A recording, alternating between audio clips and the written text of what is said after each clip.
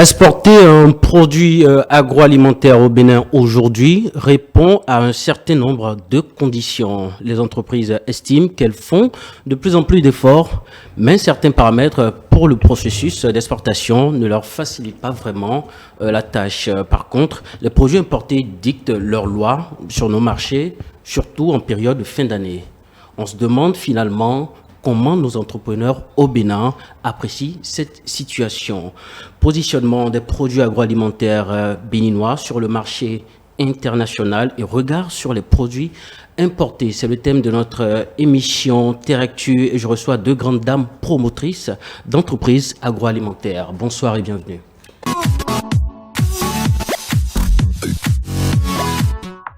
Je le disais à l'entame de cette émission, je reçois deux grandes dames promotrices d'entreprises agroalimentaires. En premier, nous avons Odile Kosiba, promotrice de la marque Noré. Bonsoir. Bonsoir. Merci d'accepter notre invitation. C'est un plaisir. Alors, à côté de vous, Odile Kosiba, nous avons Madame Clémence Koubla, la promotrice de Asgreen. Bonsoir, Madame. Bonsoir. Vous allez bien? Très bien. Surtout, merci. Merci. Allez, avec vous, je le disais, nous allons parler un peu du positionnement des produits agroalimentaires béninois sur les marchés internationaux et nous allons avoir un regard sur, n'est-ce pas, les produits importés. Mesdames, tout de suite, on va démarrer par vous, Odile Kosiba. Est-ce qu'il est difficile au Bénin aujourd'hui d'exporter sa production? Bien sûr, il est très difficile au Bénin d'exporter sa production à cause de plusieurs raisons. La première raison, c'est lié au transport. Quand on veut envoyer nos produits, surtout les produits qui sont assez lourds, je prends par exemple, nous avons notre liqueur crème, donc c'est en bouteille, c'est très difficile. Ouais, le poids. Le poids, voilà. Et quand vous parlez de poids, vous faites référence au transport aérien ou... Quand je parle de poids, je fais référence aux deux. Le transport aérien, le coût est assez important. D'accord. Et quand le transport terrestre aussi, le coût est important, mais il y a aussi des casses au niveau des deux. Ok, d'accord. Alors, on va retourner la question à Madame Clémence. Est-ce qu'il est difficile aujourd'hui au Bénin d'exporter sa production? Je dirais oui et non. Oui et non à la fois. Oui et d'accord, non. on vous écoute. Et il est difficile d'exporter les produits béninois. D'accord. Si vous ne respectez pas les normes, si vous n'avez pas les normes requises. Oui. Parce que pour exporter d'abord, il faut s'informer du pays dans lequel où le produit va. Ouais. Il faut avoir des informations sur les normes de ces pays. Et ensuite de ça, si vous vous conformez à ces normes, et je dirais que c'est facile pour vous d'exporter. Okay. Et facile pour vous d'exporter si ici, en amont, et vous avez un agrément par exemple. Si je peux me permettre un agrément de l'UEMOA ou de CEDEAO. Oui. Et si vous avez par exemple les normes requises, telles que l'autorisation d'abord de Monsieur le marché, et en dehors de ça, l'HACCP, qui est une norme internationale. Si vous avez tout ça là, je crois que c'est facile. Et je dis dans mon cas, dans mon domaine, c'est facile d'exporter. Maintenant, dans l'autre cas, ma soeur disait tout à l'heure que la logistique pose problème, oui. Parce que déjà, si je prends par exemple le cas des pays sahéliens, par exemple, il faut aller vers ces pays avec un transport terrestre. Et les emballages que nous utilisons aujourd'hui, la plupart, c'est des bouteilles. Et on a souvent des casses et autres et tout. Voilà. À part ça, on parle de la logistique, on parle des casses. Est-ce qu'il y a d'autres facteurs qui expliquent la difficulté aujourd'hui liée à l'exportation des produits locaux, des produits béninois? Est-ce qu'il y a d'autres facteurs? Oui, moi je parlerai des certifications. Parce que obtenir les certifications au Bénin, c'est très difficile. Très difficile. C'est vrai, il faut se mettre aux normes. C'est important, ça protège la santé des populations. Mais dans le même temps, Le coût est assez important. Ouais. Et tout, le processus aussi est assez long. Et pendant le processus, il arrive qu'on fasse des analyses et que ces analyses ne soient pas bonnes. Et ce qui est marrant, c'est qu'on ne nous dit pas forcément qu'est-ce qui est à la base de cela. Pourquoi est-ce que l'analyse n'est pas bonne? Voilà. Donc, un entrepreneur qui n'a pas de produit conforme ne peut pas exporter ses produits. Mais mis à part cela également, nous voyons beaucoup de produits qui viennent de l'extérieur. Mais nous, quand on veut envoyer, c'est difficile. Parce qu'il y a les autres pays qui ont leur réglementation aussi. Donc, on est conditionné. Oui, oui. Justement, je voulais en venir. Je viens à vous, Madame Koubla. Les produits importés prennent d'assaut les marchés, surtout en période de fête de fin d'année. Et on pourrait se laisser croire au fait que importer les produits d'autres pays vers le Bénin, c'est beaucoup plus facile. Mais exporter, en tant qu'entrepreneur béninois, son produit vers les autres pays, c'est compliqué. Pourquoi? Là, est-ce que c'est la photo consommateur? C'est pas trop la photo consommateur, mais c'est la photo gouvernant. Okay. Et vous parlez tantôt de la période de la fin de l'année, non? Pas plus tard qu'hier soir. D'accord. Moi, j'en ai vu. Et il y a une boisson que les gens appellent l'énergie. Okay. Et remplie, c'est-à-dire, c'est dans toutes les vents aujourd'hui, dans tous les étalages. Oui. Bon, le problème, ce n'est pas les consommateurs, mais je dirais l'État.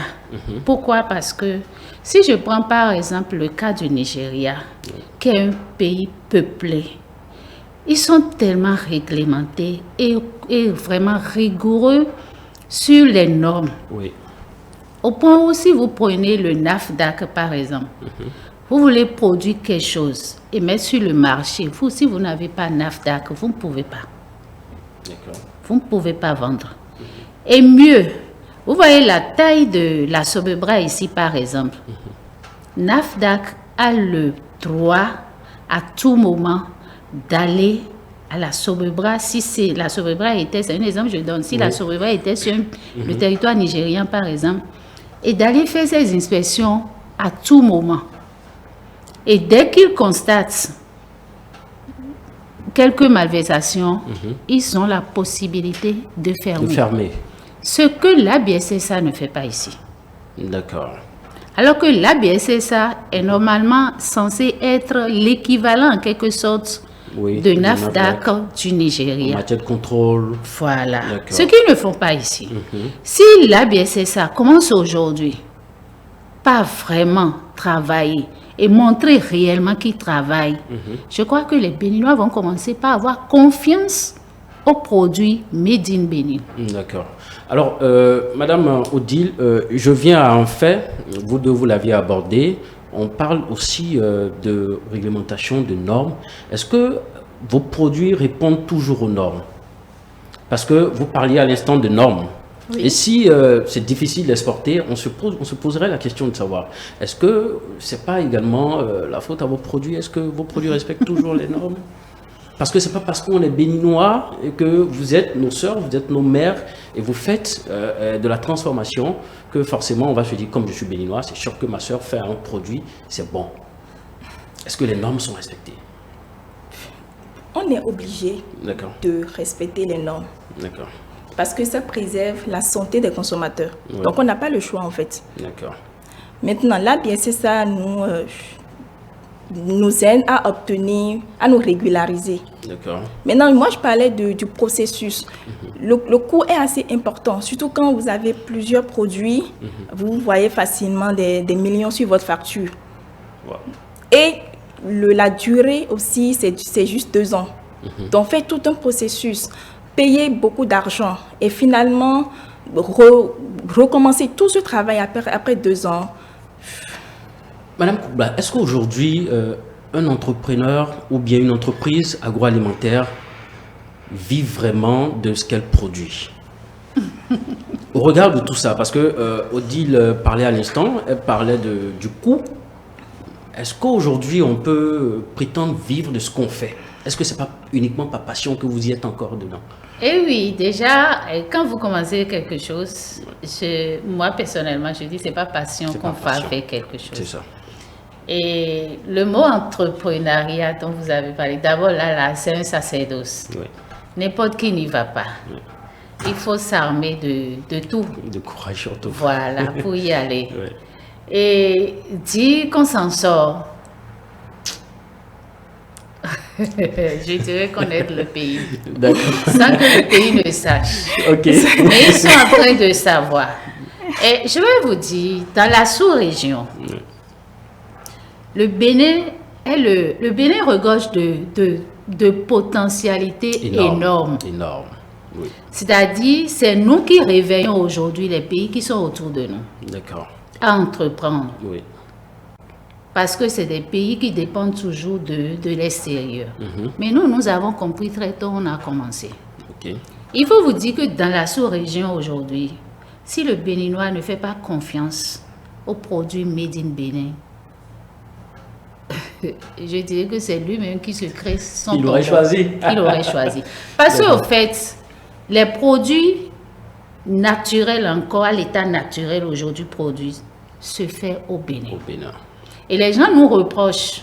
Même la dernière fois, moi, j'ai suivi une formation sur le NAFDAC.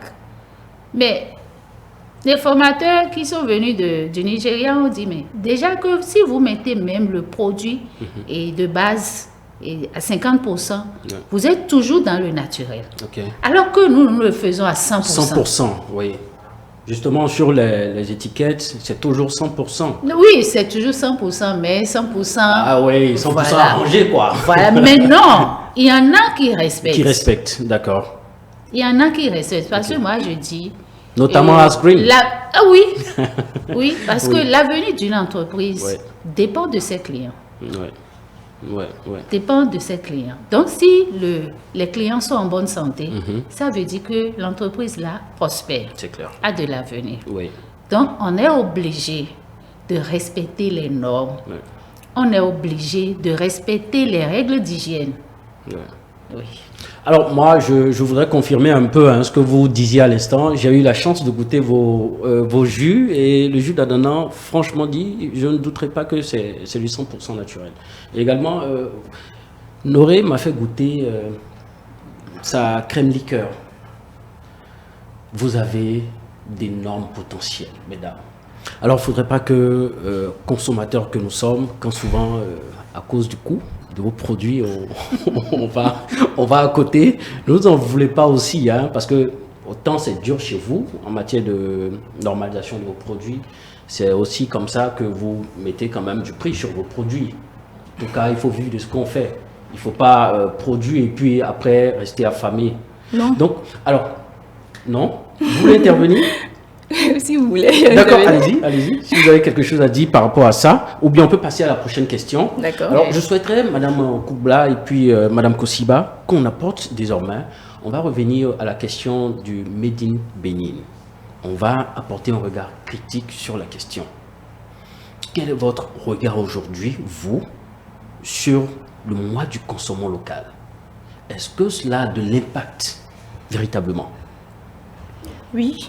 D'accord, vous commencez alors. Je dirais oui, cela a de l'impact énorme parce que octobre, mois du consommant local, c'est un mois où on sensibilise, on informe la population béninoise des produits, des merveilles que nous avons au Bénin.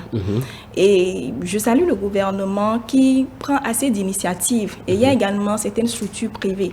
Par exemple, en 2022, pendant le mois d'octobre, on a fait une tournée avec des étudiants où on a mis « Je consomme local, je développe mon pays ». D'accord. Donc, c'est des actions vraiment... et tout ça, ça permet... Une initiative de vous-même ou bien d'un réseau D'un réseau. Je parlerai de marketing, voilà. D'accord. Marketing. D'accord, allons-y. Et tout ça, ça permet aux Béninois de commencer par aimer et de commencer par faire confiance à nos produits. De connaître d'abord. De connaître. Parce que je me rappelle, Madame Koubla, je m'adresse à vous également, j'ai reçu une entrepreneur agroalimentaire comme vous, qui me faisait savoir que avec vous, c'est le coût de la communication. Vous êtes de cet avis-là? Vous pensez qu'au Bénin, communiquer, ça a un coût trop élevé?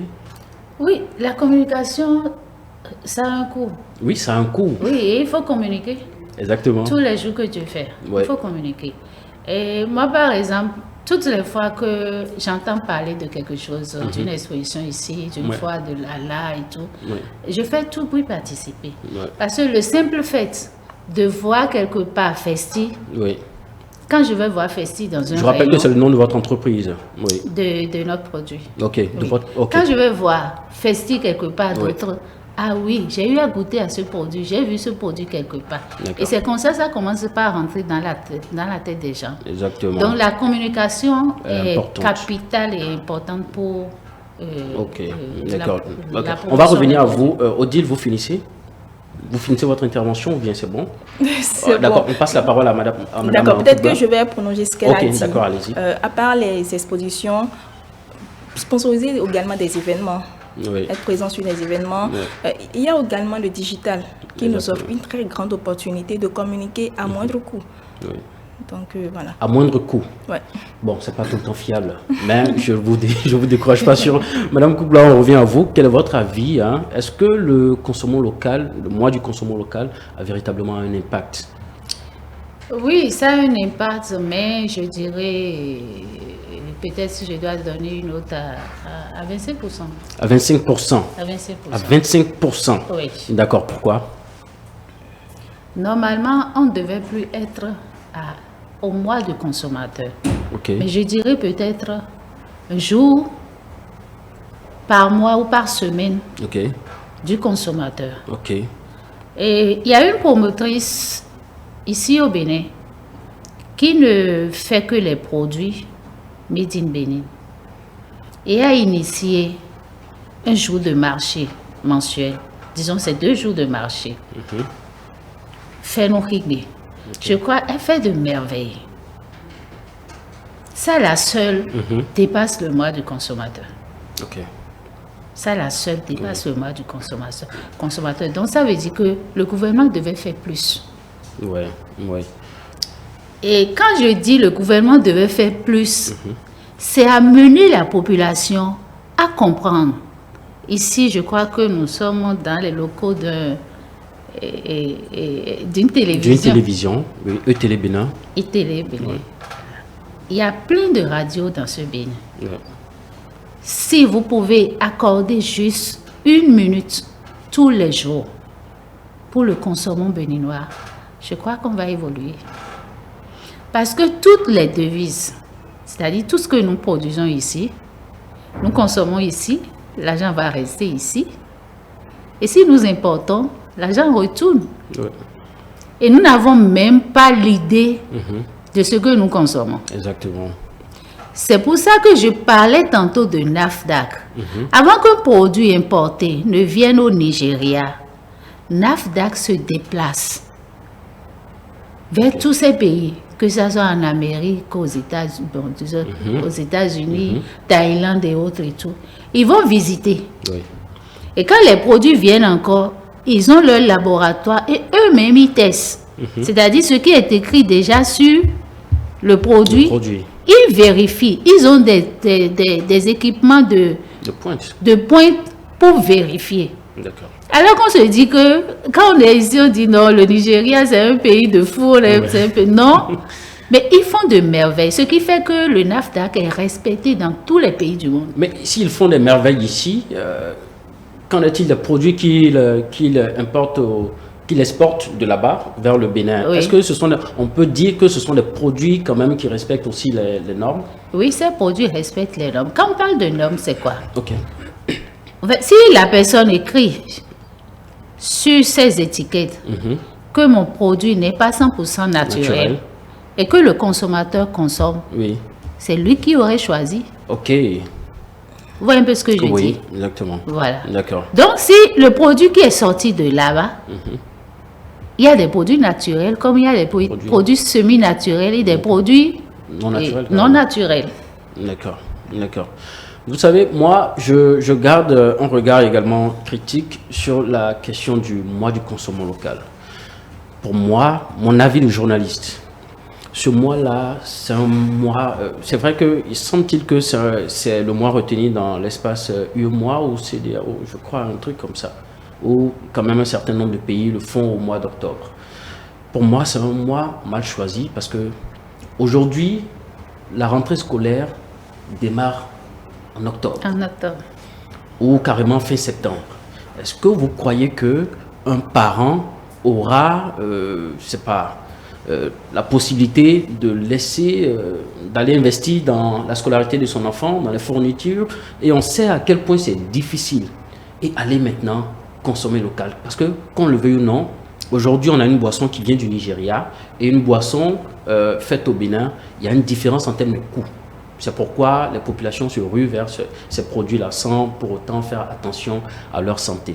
Mais moi, je dirais déjà, et je porte en même temps ma voix à nos gouvernants, le mois du consommant local, il faut qu'on y réfléchisse parce que nos entrepreneurs, quand même, ont besoin, voilà, de s'exprimer, de recevoir de ce qu'ils font, des efforts qu'ils fournissent. Alors, consommant local, ça, le mois du consommant local en octobre, ça combine avec le mois de la rentrée, donc les parents sont plus portés vers la scolarité, et si bien qu'il y a des difficultés à investir au niveau des produits. Aujourd'hui, je vois également pour les foires, souvent je visite, souvent également je vais pour les reportages et je comprends que c'est difficile pour les entrepreneurs. Souvent c'est désert, il n'y a personne. Et je me dis, on crie partout, les foires. Mais est-ce que les entrepreneurs, quand ils finissent, ils font un bilan? Est-ce qu'ils sont fiers? Est-ce qu'on le leur demande?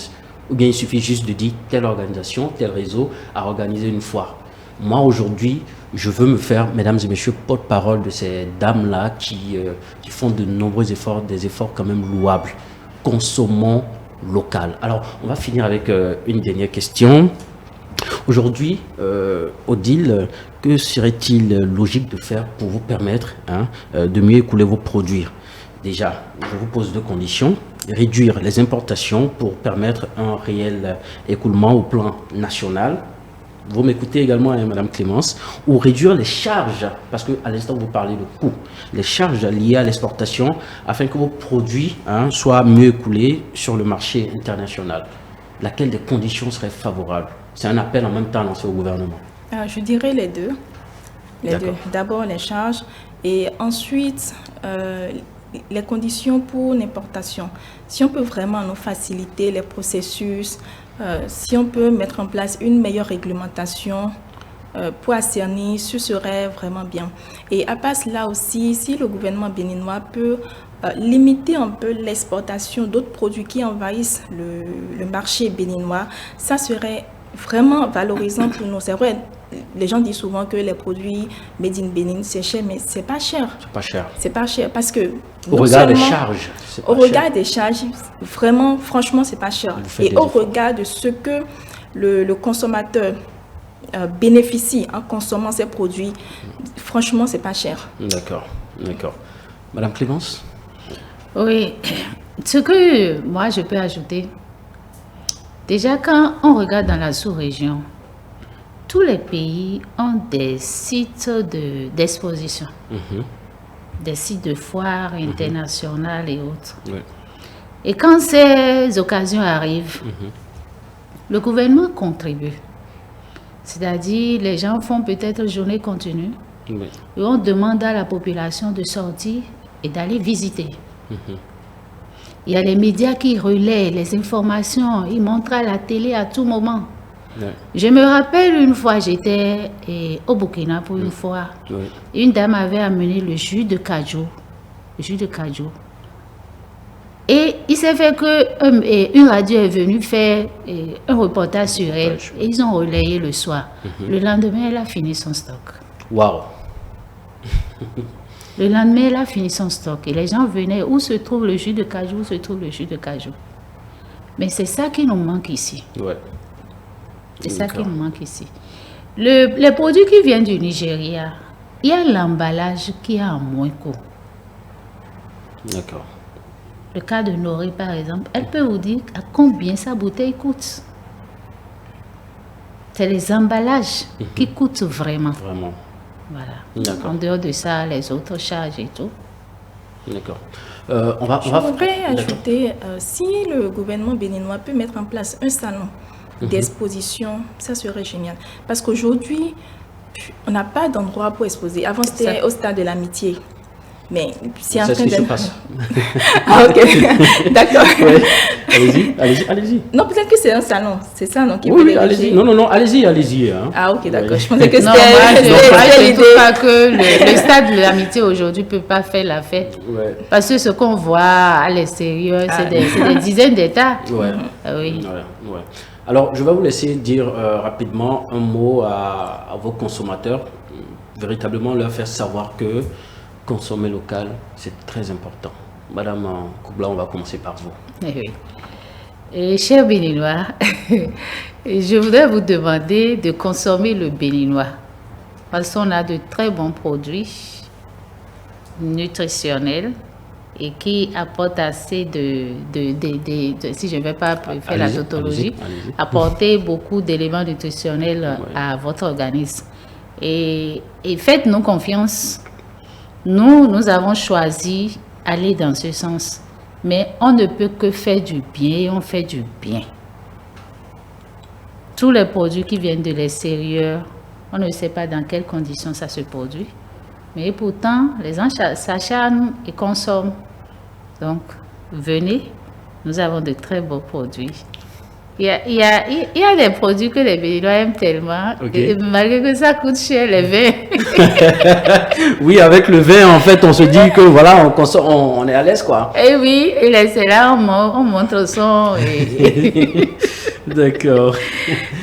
Mais il y a de très bons vins qui se font ici au Bénin. Ok, merci. Dis, on y va. Je dirais, consommons local, consommons béninois, consommons africain. Ok. Parce que ça, d'abord, ça vous protège, ça préserve votre santé, mais mieux, ça développe notre pays. Ouais. Quand on consomme local, par exemple, une entreprise, il y a des charges, il y a des employés qui y travaillent. Exactement. Donc, imaginez une petite entreprise qui a commencé avec peut-être un entrepreneur seul. 6 mois après, il recrute 2 personnes, 5 ans après, 10 personnes. 6 ans après, 100 personnes, 1000 personnes, imaginez ce que le Bénin peut devenir, même si c'est un petit territoire. Merci.